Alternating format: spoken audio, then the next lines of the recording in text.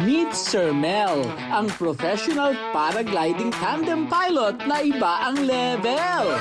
Bata pa lamang pangarap na niyang lumipad at hetong at pinalad. Ang playground niya hindi sa lupa, kundi sa itaas.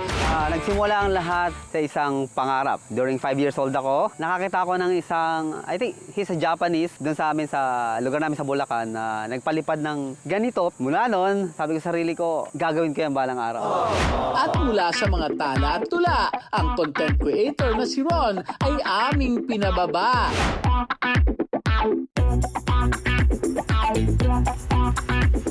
Ready ka na? Ready! Ready! Ready! Ready! Bahala na si Batman.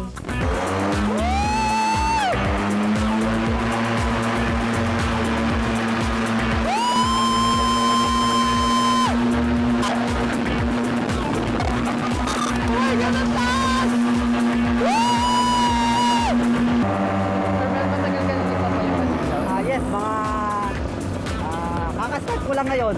Actually, ikaw yung unang-una kong pasahero. Ngayong araw? Oo. Kuya, ibaba mo na ako! Ibaba mo na ako! Wala ka na magagawa. Nakasakay ka. Bahala na! Ibaya naman eh! Sa taas, ibang klase ang tanawin. Ang mga bahay, nagmumukhang maliit sa paningin. Ang mga daan, malaguhit lang kung tingnan. At ang mga problema, para bang mas kayang-kaya. Sa likod ng bawat lipad, may isang taong nakangiti ng sagad.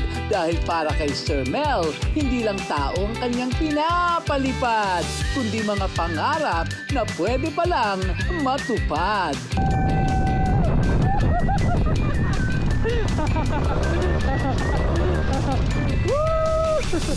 This is my first time trying paragliding at medyo kakaiba siya kasi demotor, meron na pala mga paragliding na demotor, no? So, I feel more safe. Short time lang siya pero tingin ko yung memory, yun yung maglalast a lifetime kasi yun nga, marami kang marirealize kapag nasa taas ka na, kapag nasa ere ka na. Para dun sa ating mga hindi pa nakaka-experience paragliding, I'll make sure you guys na it's one of a kind adventure na sobrang saya, sobrang lupet, sobrang unique, sobrang kakaiba.